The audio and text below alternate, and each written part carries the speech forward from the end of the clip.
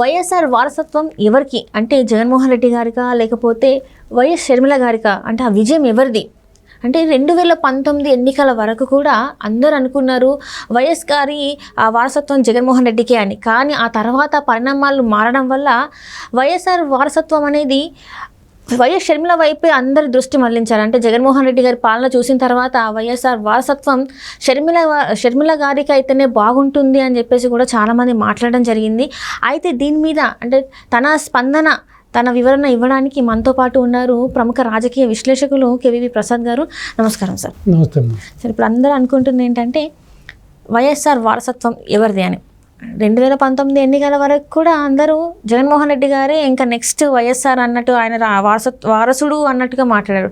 కానీ ఈ 5 ఏళ్ల పాలన చూసిన తర్వాత అసలు వైఎస్ రాజశేఖర రెడ్డికి జగన్మోహన్ రెడ్డికి చాలా వ్యత్యాసం ఉంది. ఆయన పాలించింది ఎలా ఉంది, ఈయన పాలించింది ఎలా ఉంది అని చెప్పేసి. సో ఆయన వారసురాలుగా అంటే ఆయన వారసత్వం ఉనికిపుచ్చుకునేది అధికారం, ఆ రైట్స్ అన్నీ కూడా ఉంది కేవలం షర్మిల గారికి అని కూడా గతం నుంచి వస్తున్న వార్తలే. ఇప్పుడు ఇంకా తను మాట్లాడడం చూస్తే అసలు షర్మిల గారు ఒక స్క్రిప్ట్ లేకుండా మాట్లాడగలిగితే జగన్మోహన్ రెడ్డి గారు మాట్లాడలేరు. అయితే ఇప్పుడు ఏమంటున్నారంటే చాలా వరకు వైఎస్ఆర్ వారసురాలుగా ముందుకెళ్ళేదే ఓన్లీ షర్మిల గారు మాత్రమే అని అంటున్నారు. మరి ఇందులో నిజంగా వాస్తవం ఉందంటారా? 100% వాస్తవం ఉందమ్మా. యాక్చువల్గా చెప్పాలంటే ఏదైతే జగన్మోహన్ రెడ్డి 2019లో అధికారంలోకి వచ్చాడో అది ఒక విధంగా చెప్పాలంటే నా పరిభాషలో నాకున్న పరిజ్ఞానం ఈ 5 ఏళ్ల పరిపాలన జగన్మోహన్ రెడ్డి పరిపాలన చూసిన తర్వాత నాకు అర్థమైంది ఏంటంటే అది 100% ఫ్లూక్. అంటే తన యొక్క గొప్ప వలన తన శక్తి సామర్థ్యం వలన తనకున్న ఏదో ఒక దీనివల్ల ఏమాత్రం అధికారంలోకి రాలేదు. కేవలం తండ్రి పేరుని అడ్డం పెట్టుకుని తండ్రి ఏదైతే పరిపాలన సాగించాడో అప్పట్లో సో రాజశేఖర రెడ్డి బిడ్డ కాబట్టి రాజశేఖర రెడ్డి బాగా చేశాడు కాబట్టి ఇతను ఇంకా బాగా చెయ్యొచ్చని ప్రజలు కసాయివాడిని ఏ విధంగా అయితే గొర్రె నమ్మి మోసపోయి తన ప్రాణాలు పోగొట్టుకుంటుందో ప్రజలు కూడా అదేవిధంగా ఈ 5 ఏళ్ళు ఎన్ని బాధలు పడ్డారో మనం చూసాం. సో కేవలం కుటుంబం నిలబడింది, కార్యకర్తలు నిలబడ్డారు.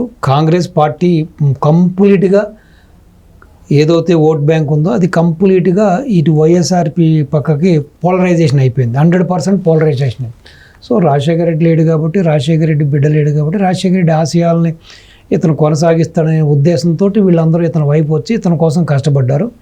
కానీ ఇతను ఈ 5 ఏళ్లలో మనం చూసాం కాబట్టి ఇతనికి జీరో నాలెడ్జ్, కేవలం ఆ డబ్బు మీద ఉన్న ప్రీతి, ఆ యొక్క భవంతుల మీద ఉన్న ప్రీతి, ఆ ప్యాలెస్ల మీద ఉన్న పిచ్చి తప్పించి ఇతనికి ఎటువంటి రాజకీయంగా ఎటువంటి నాలెడ్జి లేదన్నది, ఇతను రాజకీయ అజ్ఞాని అన్నది క్లీన్గా ప్రస్ఫుటంగా తను ప్రూవ్ చేసుకున్నాడు.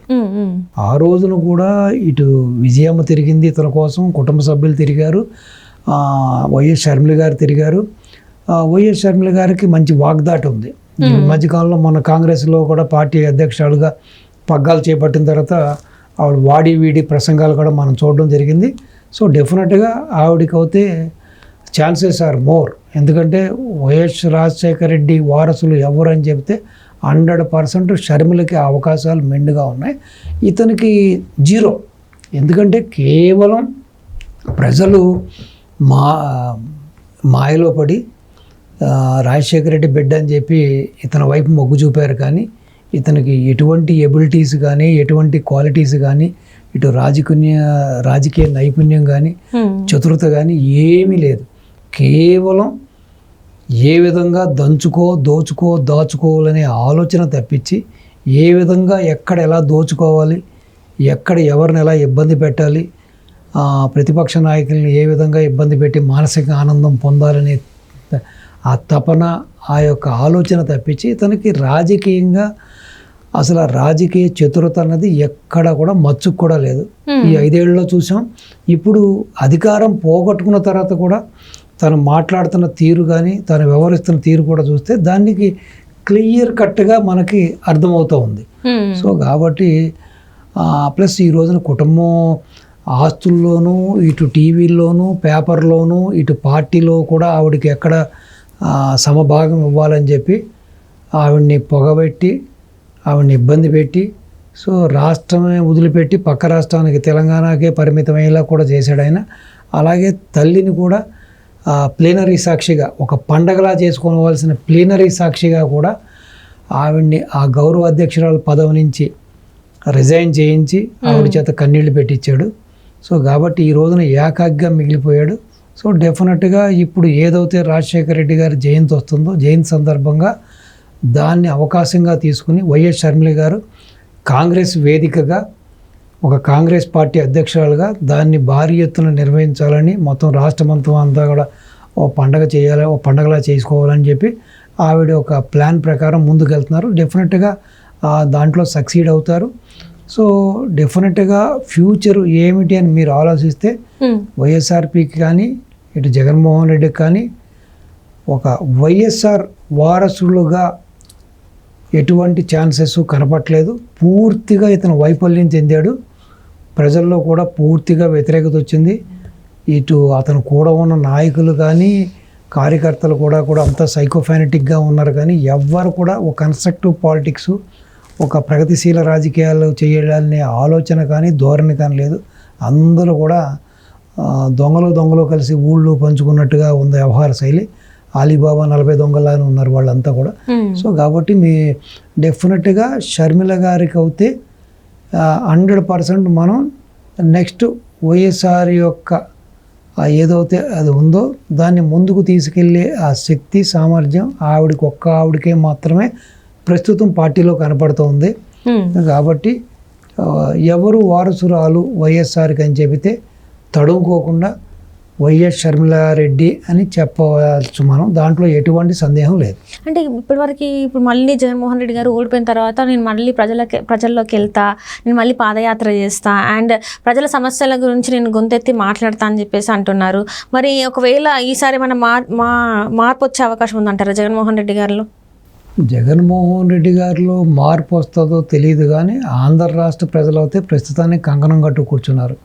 ఎంత వినాశనం, ఇంత విధ్వంసం, ఇంత సర్వనాశనాన్ని చూసిన తర్వాత కూడా ఇంత ల్యాండ్, శాండ్, వైన్, మైన్లో జరిగిన దోపిడీలు కానీ, మిగతా సంస్థల్లో దొరికిన దోపిడీలు కానీ, ఈ టౌన్షిప్లో దొరికిన దోపిడీలు కానీ, లేఅవుట్లో జరిగినవి కానీ, ఇవన్నీ చూసిన తర్వాత ఇంకా ప్రజలు అతని వైపు మొగ్గు చూపుతారో, ఇంకా ప్రజలు మద్దతు ఇస్తారో అనేది అయితే నాకు మాత్రం పూర్తిగా నమ్మకం లేదు.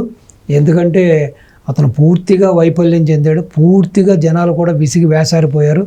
అతను చేసిన పనులు, అతను అనుచరులు చేసిన భూ కబ్జాలు కానీ, లేకపోతే రాక్షస చట్టం ఏదైతే ఉందో ల్యాండ్ టైటిలింగ్ యాక్ట్లు తీసుకురావడం కానీ.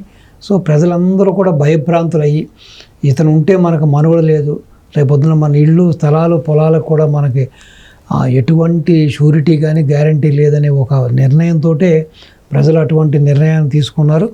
సో నాకు తెలిసి ఇక మీదట కూడా ఇతన్ని విశ్వసించి ప్రజలు ఇతన్ని నమ్మి మళ్ళీ ఇతనికి పట్టం కట్టాలనే ఆలోచన అయితే లేదని అనుకుంటున్నాను. ఆ విధంగా కట్టినా కూడా మళ్ళీ ఈ 5 ఏళ్లకు మించిన దరిద్రాన్ని, 5 ఏళ్లకు మించిన దౌర్జన్యాన్ని, 5 ఏళ్లకు మించిన ఒక నరకాన్ని మాత్రం ప్రజలు చూపిస్తాడు. సో కాబట్టి ప్రజలు మరీ చేసిన తప్పే మళ్ళీ చేస్తారని అయితే నేను అనుకోవట్లేదు. ప్లస్ ప్రజల్లో కూడా ఏ ముఖం పెట్టుకెళ్తాడు? ఏదో బటన్ నొక్కానని చెప్పి మొత్తం అన్ని ఇంట బయట కూడా అప్పులు చేసి రాష్ట్రాన్ని సర్వనాశనం చేసి రాష్ట్రాన్ని పూర్తిగా చెరుగడలాగా నవిలి మింగేసేసి వ్యక్తి ఏం చేశాడని చెప్పుకుంటాడు? చేయడానికి ఏముంది? ఒక ఎంప్లాయ్మెంట్ ఇచ్చాడా? ఒక ఇరిగేషన్ ప్రాజెక్టులు చేశాడా? పోలవరాన్ని అయినా ఫినిష్ చేశాడా? లేకపోతే మెగా డిఎస్పి అనౌన్స్ చేసి అయినా నిరుద్యోగులకు ఉద్యోగాలు ఇచ్చాడా? ఇండస్ట్రీస్ తీసుకొచ్చాడా? ప్రజల స్థితిగతులను అయినా మార్చాడా? లేకపోతే ఇటు జీవన ప్రమాణాలను ఏమైనా మార్చాడా? లేకపోతే నిరుద్యోగాన్ని తగ్గించాడా? భవన కార్మికులకైనా హెల్ప్ చేశాడా? లేకపోతే శాండ్ ఏమైనా ఫ్రీగా ఇచ్చాడా? ఈ విధంగా తీసుకుంటే అన్నీ వైఫల్యాలే, అన్నీ ఘోరమైన నిర్ణయాలు, అన్నీ కూడా ఘోరాతి ఘోరమైన పనులే చేశాడు. కాబట్టి అసలు ప్రజల్లోకి వెళ్ళి ఏమని చెబుతాడు, ఏం చెప్పుకుంటాడు? కాబట్టి నాకైతే అతనికి చెప్పుకోవడానికి ఏం కనపట్లేదు. సో డెఫినెట్గా అతనికి రాజకీయ భవిష్యత్తు అన్నది ఇక లేదు. ఇక వైఎస్ఆర్పి అనేది భవిష్యత్తులో రాష్ట్రంలో మనుగడ లేదు, అధికారంలోకి రాదు. ఇది తథ్యం, ఇది సత్యం. Right. Thank you so much. నమస్తే.